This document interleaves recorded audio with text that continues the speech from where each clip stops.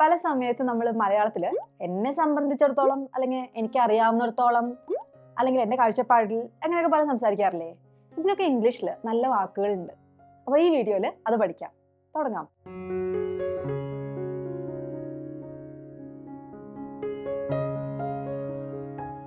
ആദ്യത്തത് as far as I know, എനിക്ക് അറിയാവുന്നിടത്തോളം. ഇതിനൊരു കാര്യം ശ്രദ്ധിക്കാനുള്ളത്, നമ്മൾ മലയാളത്തിൽ തന്നെ എനിക്ക് അറിയാവുന്നിടത്തോളം എന്ന് പറയുമ്പോൾ ചിലപ്പോൾ ഞാൻ വിചാരിക്കുന്നതിൽ തെറ്റുണ്ടാവാം എന്നൊരു ധ്വനി വരുന്നില്ലേ? അത് ഈ ആസ് ഫാർ എസ് ഐ നോയിലും വരും.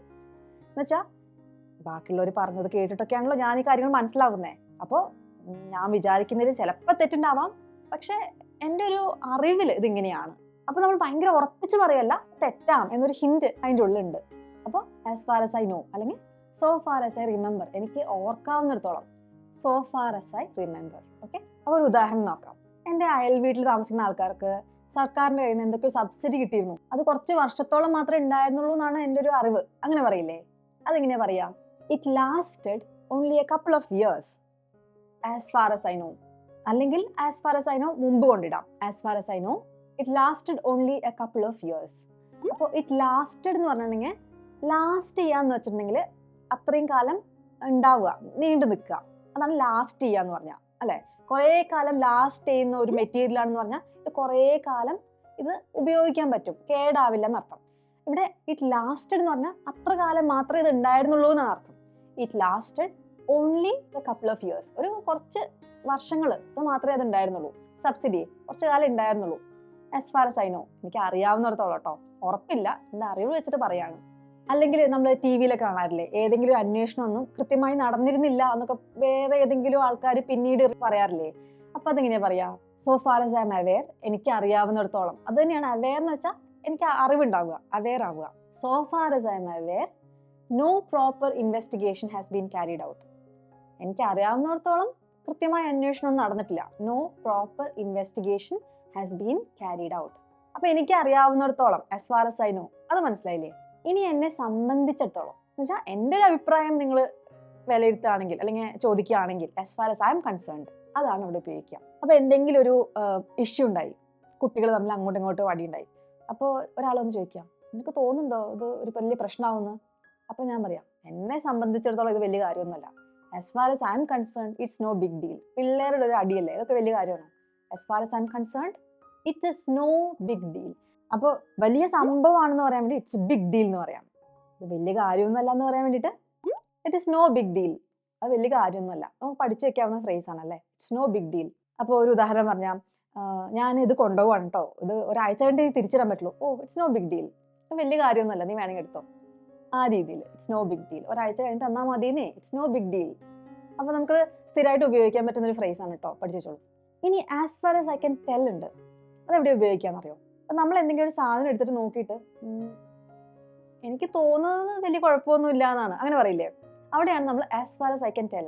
As far as I can tell the material looks good. പിടിച്ചു നോക്കിയിട്ട് നല്ല മെറ്റീരിയലാണെന്ന് തോന്നുന്നു. As far as I can tell the material looks good, അല്ലെങ്കിൽ ദ ഡ്രസ് ലുക്സ് ഗുഡ്, അല്ലെങ്കിൽ ദിസ് ബാഗ് ലുക്സ് ഗുഡ്, നല്ലതാണെന്ന് തോന്നുന്നു, അതാണ് അതിൻ്റെ അർത്ഥം. As far as I can see, അങ്ങനെ ഒരു സംഭവമുണ്ട്. എൻ്റെ ഒരു കാഴ്ചപ്പാടിൽ അങ്ങനെ പറയില്ലേ? As far as I can see that is a real problem. ആൾക്കാർക്ക് ഇംഗ്ലീഷിനോട് പേടിയാണ്. അപ്പോൾ people are afraid of English as far as I can see. എൻ്റെ ഒരു കാഴ്ചപ്പാടിൽ അതാണ് പ്രശ്നം. As far as I can see that is the real problem. അപ്പോൾ as far as I can see അത് മനസ്സിലായില്ലേ? As far as you can എന്നുള്ളതിന് വേറൊരു മീനിങ് ഉണ്ട് കേട്ടോ. നിനക്ക് എത്രയും ദൂരം പോകാൻ പറ്റുമോ അത്രയും ദൂരം പോകൂ എന്നുള്ള അർത്ഥത്തിൽ go as far as you can. നിനക്ക് എത്ര ദൂരം പോകാൻ പറ്റുമോ അത്രയും പൊക്കോളൂ. അപ്പോൾ ഡിസ്റ്റൻസിൻ്റെ അത്രത്തോളം എന്നുള്ള മീനിങ് വരുന്നുണ്ട് കേട്ടോ. അങ്ങനെ ഒരു മീനിങ് കൂടെ അതിനുണ്ട്. ബാക്കി എല്ലാ മീനിങ്ങും എൻ്റെ കാഴ്ചപ്പാടിൽ അങ്ങനെയൊക്കെയുള്ള അർത്ഥം വരുന്നതല്ലേ, എനിക്ക് അറിയാവുന്നിടത്തോളം. ഇത് ഇങ്ങനെ പറയുമ്പോൾ അതിൻ്റെ അർത്ഥം വ്യത്യാസമുള്ളതാണ്. എത്രത്തോളം നിനക്ക് പോകാൻ പറ്റുമോ, എത്രത്തോളം ദൂരെ പോകാൻ പറ്റുമോ അത്രത്തോളം പോവൂ. Go as far as you can. ഇനി വേറൊരു സംഭവം ഉള്ളത് as far as the I can see, കണ്ണിന് കാണാവുന്നിടത്തോളം.